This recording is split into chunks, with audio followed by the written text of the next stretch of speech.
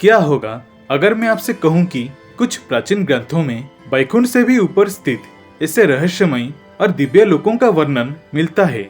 ऐसे लोक जहां न मृत्यु है, न समय का प्रभाव, और जहां आज भी भगवान अपने प्रिय और अपने दिव्य स्वरूप में विराजमान बताए जाते हैं। कहा जाता है कि वहां पहुंच पाना देवताओं के लिए भी आसान नहीं माना जाता। परंतु सबसे बड़ा प्रश्न ये है, आखिर उन लोकों में ऐसा क्या है जो उन्हें बाकी सभी लोकों से अलग बनाता है? क्या ये सच में किसी उच्च आयाम में स्थित है या फिर यह सिर्फ प्रतीकात्मक वर्णन है?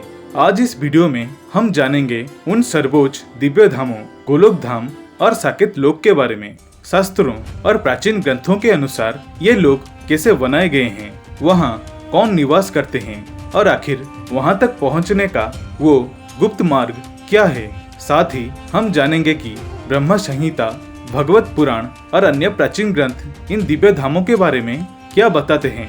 हिंदू धर्म में वैकुंठ को भगवान विष्णु का परम धाम माना जाता है, एक ऐसा लोक जो जन्म और मृत्यु के चक्र से परे बताया गया है, जहाँ न दुख है, न भय और न ही समय का प्रभाव। परंतु आश्चर्य की बात यह है कि कुछ प्राचीन ग्रंथों में वैकुंठ से भी ऊपर स्थित दिव्य लोकों का वर्णन मिलता है, और यही बात इस रहस्य को और भी गहरा बना देती है।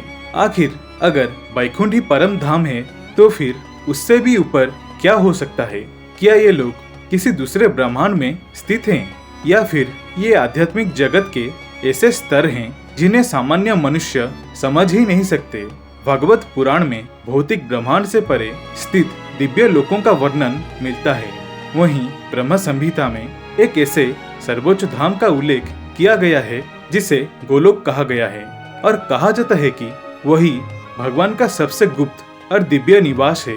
अब प्रश्न उठता है, आखिर गोलोक धाम है क्या? ब्रह्म संहिता के अनुसार गोलोक कोई साधारण स्वर्ग या लोक नहीं, बल्कि एक शाश्वत और अनंत दिव्य धाम है। कहा जाता है कि वहाँ हर वस्तु चेतन है, वहाँ के वृक्ष, वहाँ के भूमि, यहाँ तक कि वहाँ के वायु भी दिव्य बताई गई है। कुछ वर्णनों के अनुसार गोलोक में समय स्थिर हो जाता है, यानी वहाँ न बुढ़ापा है न मृत्यु। सोचिए, एक ऐसी दुनिया जहाँ समय का अस्तित्व ही समाप्त हो जाए। क्या ऐसा सच में संभव है? ब्रह्मा वैवर्त पुराण के अनुसार गोलोक को भगवान श्री कृष्ण का सर्वोच्च धाम बताया गया है, जहाँ वे अपने प्रिय और मूल स्वरूप में निवास करते हैं। यही कारण है कि कई वैष्णव परंपराएं गोलोक धाम को वैकुंठ से भी ऊपर मानते हैं। परंतु सबसे रहस्यमय बात यह है कि कुछ ग्रंथों के अनुसार गोलोक तक पहुंचना केवल शक्ति से नहीं, बल्कि शुद्ध भक्ति से ही संभव बताया गया है। यानी वहां तक पहुंचने का मार्ग चेतना से जुड़ा हुआ है। केवल चेतना का स्तर ही उस मार्ग को खोल सकता है। परंतु गोलोक अकेला ऐसा दिव्य धाम नहीं है। अब बात करते हैं साकेत लोक की। आध्यात्म रामायण और कई प्राचीन ग्रंथों में साकेत लोक को भगवान श्री राम का शाश्वत धाम बताया गया है। कहा जाता है कि यह लोक इतना दिव्य है कि वहाँ केवल शांति, धर्म और प्रेम का ही अस्तित्व है। वहाँ न भय है, न क्रोध और न ही कलयुग का प्रभाव। सोचिए, अगर सच में ऐसा कोई लोक है तो वह हमारी दुनिया से कितना अलग होगा। कुछ शास्त्रों के अनुसार साकेत लोक में भगवान श्री राम अपने दिव्य स्वरूप में विराजमान हैं, और वहां पहुंचने वाले आत्माएं जन्म और मृत्यु के चक्र से मुक्त हो जाती हैं। परंतु सबसे बड़ा रहस्य ये है कि क्या साकेत लोक और गोलोक धाम किसी दूसरे ब्रह्मांड में स्थित हैं, या फिर ये अस्तित्व के ऐसे स्तर हैं जिन्हें सामान्य मनुष्य देख ही नहीं सकते। हजारों साल पहले लिखे गए ग्रंथों में भी भौतिक ब्रह्मांड से परे स्थित लोकों का वर्णन मिलता है। अब सबसे बड़ा प्रश्न, क्या गोलोक और साकेत लोक सच में हैं, या फिर ये केवल आध्यात्मिक प्रतीक हैं? कुछ विद्वानों का मानना है कि पुराणों में वर्णित ये लोक चेतना के अलग अलग स्तरों का प्रतीक हो सकते हैं। यानी जैसे जैसे आत्मा शुद्ध होती है, वैसे वैसे वह उच्चतर आध्यात्मिक स्तरों तक पहुंचती है। वहीं कुछ लोग मानते हैं कि ये लोक सच में हैं, परंतु हमारी सामान्य आंखें उन्हें देख नहीं सकती, क्योंकि ये भौतिक ब्रह्मांड से परे स्थित हैं। भगवत पुराण में भी दिव्य लोकों को भौतिक संसार से अलग बताया गया है। परंतु अब सबसे बड़ा रहस्य, अगर ये लोग सच में हैं, तो वहाँ तक पहुँचा कैसे जा सकता है? ब्रह्म संहिता और कई भक्ति ग्रंथों के अनुसार इन दिव्य धामों तक पहुँचने का मार्ग भौतिक नहीं, आध्यात्मिक बताया गया है। कहा जाता है कि केवल शुद्ध चेतना, सच्ची भक्ति और पूर्ण समर्पण ही उस मार्ग को खोल सकता है।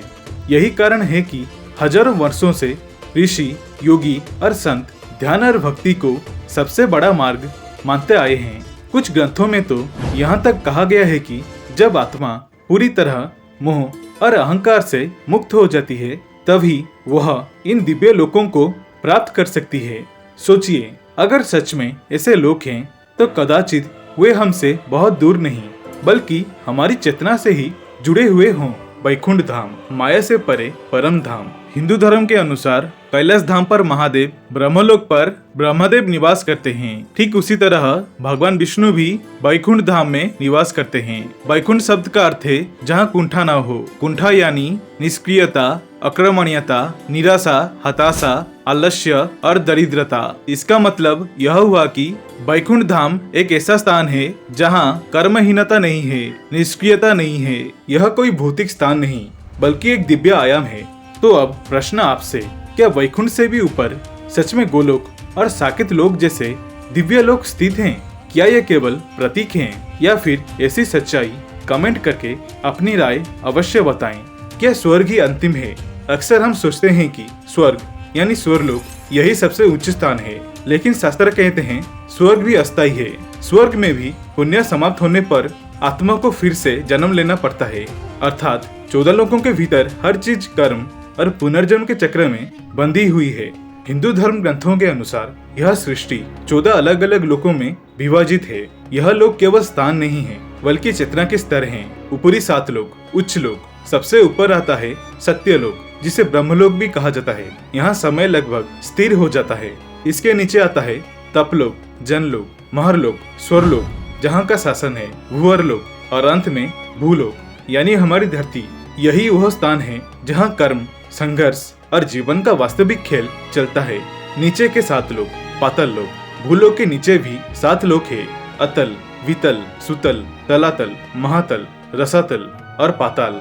ये लोग अंधकारमय अवश्य हैं, लेकिन ये केवल नरक नहीं है।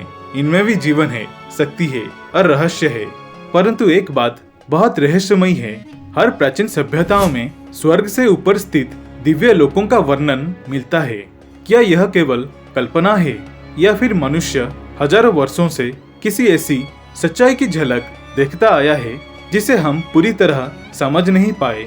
हिंदू धर्म ग्रंथों के अनुसार भगवान विष्णु को सृष्टि के पालनकर्ता के रूप में जाना जाता है। ब्रह्मदेव सृष्टि के निर्माण करते हैं, भगवान शिव संहार करते हैं और भगवान विष्णु इस पूरी सृष्टि का संतुलन बनाए रखते हैं। इन्हें नारायण भी कहा जाता है, जो नर यानी जीवों के और आयन यानी आश्रय माने जाते हैं, अर्थात जो सभी जीवों का आधार हैं, वही नारायण हैं। क्षीरोदक्षाई विष्णु। अब आते हैं सबसे महत्वपूर्ण और हमारे सबसे निकट रूप पर, क्षीरोदक्षाई विष्णु। यह 2 स्थानों पर निवास करते हैं, क्षीर सागर और सबसे विशेष हर जीव के हृदय में, हाँ आपके भीतर भी भगवान का वास है। इन्हें परमात्मा कहा जाता है। जब भी आप कोई निर्णय लेते हैं, जब भी भीतर से कोई आवाज आती है, यह सही है या यह गलत है, यह उसी परमात्मा की स्वर होती है।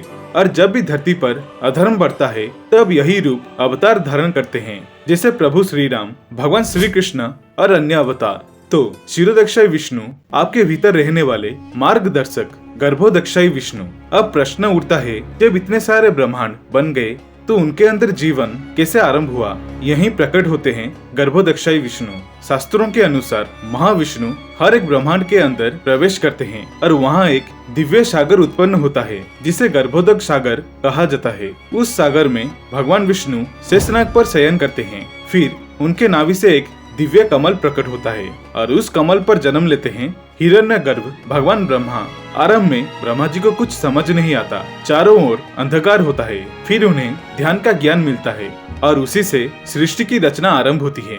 ग्रह, नक्षत्र, देवता, मनुष्य सबकी उत्पत्ति होती है।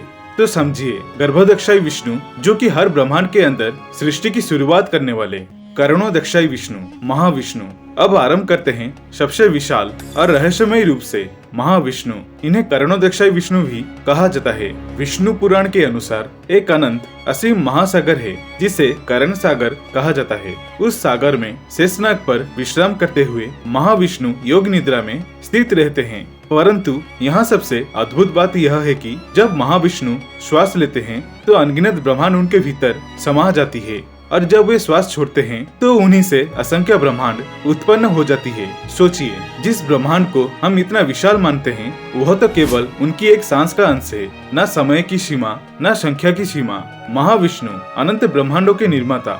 इस वीडियो में दी गई जानकारी हमारे प्राचीन ग्रंथों, पुराणों और महाकाव्यों पर आधारित है। इसका उद्देश्य किसी वैज्ञानिक दावा को प्रस्तुत करना नहीं, बल्कि हमारी सांस्कृतिक और आध्यात्मिक विरासत को समझना है। अगर आपको ये रहस्यमय व्याख्या पसंद आई हो तो वीडियो को लाइक करें और अपने विचार कमेंट में लिखें। और ऐसे ही प्राचीन रहस्यों को जानने के लिए हमारे चैनल प्राचीन सनातन धर्म को अवश्य सब्सक्राइब करें। हर हर महादेव। जय श्री हरि विष्णु।